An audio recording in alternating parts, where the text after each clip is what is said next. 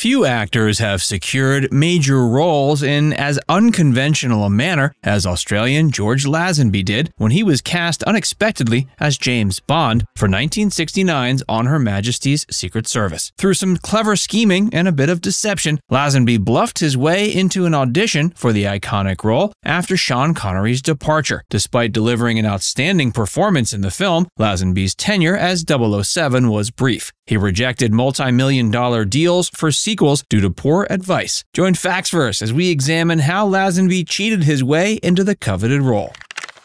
Bluffing his way into an audition. By late 1967, Sean Connery had grown exhausted from over 5 years inhabiting the suave persona of James Bond on film. The rigors of international production and relentless publicity tours had taken their toll. United Artists was left in a bind, now needing to find a successor to continue the billion-dollar franchise at its commercial and critical zenith. Studio execs Albert Broccoli and Harry Saltzman organized a month-long global search to uncover a worthy actor. Dozens of esteemed British performers from television and theater were invited to read, but none seemed to capture Bond's effortless mix of swagger, charm, and brutish masculinity that Connery had so perfectly embodied. Among those monitoring the open casting calls from afar was a relatively unknown Australian model, George Lazenby. Though inexperienced in front of the camera, he grasped Bond's potential not only as the role of a lifetime, but a way to catapult him into the A-list. Motivated by ambition, he hatched a plan to circumvent the formal audition process. Lazenby got a generic off-the-rack suit and visited Connery's personal barber to meticulously duplicate his co-star's signature hairstyle. These little touches were meant to project an air of sophistication befitting of Bond when confronting the gatekeepers at Broccoli and Saltzman's offices. In a brazen risk, he fabricated an impressive resume listing fictional film and television roles from across Europe that he hoped could withstand minimal scrutiny. Armed with his forgeries, Lazenby staked out the production headquarters one afternoon. Rather than request an appointment through standard channels, he boldly barged past the receptionist in a desperate gambit for an impromptu audition. To the young man's surprise, his brash confidence seemed to catch the attention of casting director Peter Hunt, who paused to humor his pleas. In that brief, serendipitous meeting, Hunt took immediate note of Lazenby's physical endowments and mesmerizing eyes that resembled Connery's. Seeing potential that others had overlooked, he granted Lazenby an opportunity for a formal audition. It was all the motivation Lazenby needed.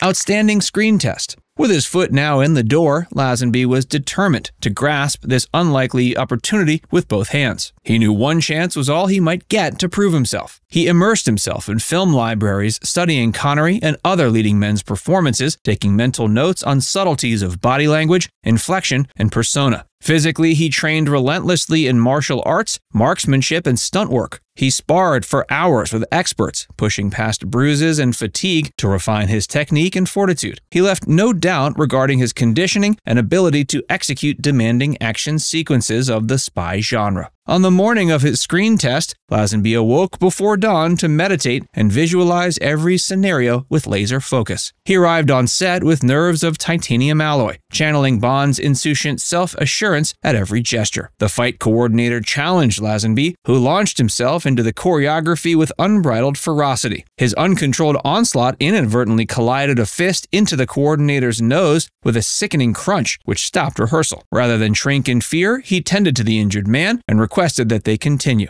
No stranger to injuries from his fitness career, he demonstrated poise under pressure that impressed onlookers. Later that afternoon, cameras rolled as Lazenby delivered each scene and exchange with a confidence befitting an established star, not an unfledged performer. Yet concerns lingered whether audiences and reviewers would accept an unknown in such an iconic role after 5 celebrated Connery films. Heated debates raged within the studio for days. Saltzman pushed for an internationally famous actor, while Hunt said that Lazenby alone could inhabit Bond immaculately through raw talent. After exhaustive private viewings, executives edged towards the daring choice. In an announcement that shocked Hollywood, George Lazenby was unveiled as the new 007.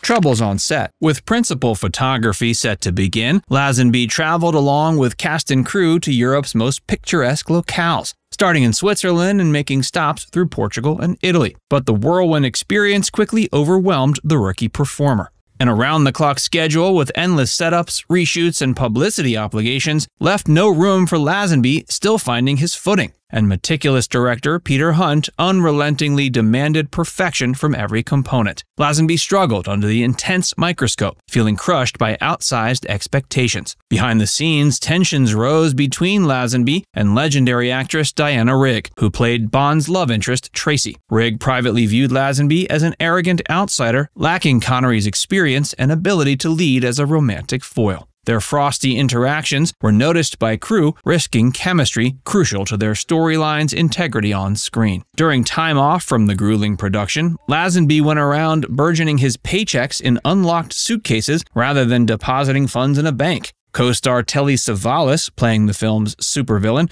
took advantage by inviting Lazenby to high-stakes poker games. Over weeks, Savalas systematically fleeced Lazenby of substantial savings. Word of his financial plight reached the concerned producers, who feared distractions could compromise the untested lead's performances and endanger their multi-million-dollar investment. After confronting Savalas, they arranged discreetly to return Lazenby's stolen losses, with a stern warning to cease preying on his inexperience. Rejecting a lucrative sequel deal. As post-production wrapped, the producers were thrilled with the finished film. Privately, they hoped to initiate negotiations, ensuring that Lazenby would continue. But to their disbelief, Lazenby declined proceedings upon his completion of his publicity duties.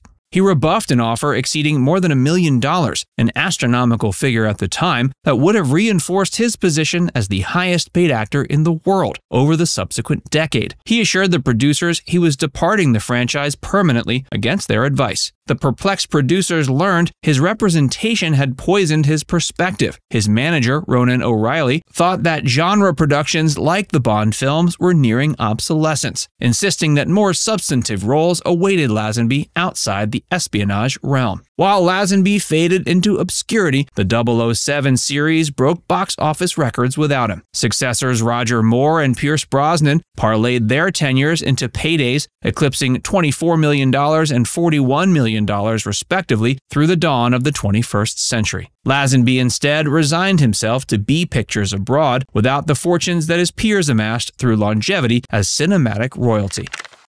Legacy and regret. In later years, Lazenby lived humbly in Australia, accumulating regrets. He conceded to poor counsel, terminating his stardom prematurely. He harbored resentment, watching peers like Moore and Brosnan attain fortunes and acclaim, while his legacy diminished as a trivia footnote. By the 21st century, he acknowledged his grave career misstep with candor. No longer arrogant in interviews, he expressed shame at turning down the contract that would have ensured lifelong security and pop culture reverence. Now it's time to hear from you. What are your thoughts on this wild story? Let us know in the comments section below.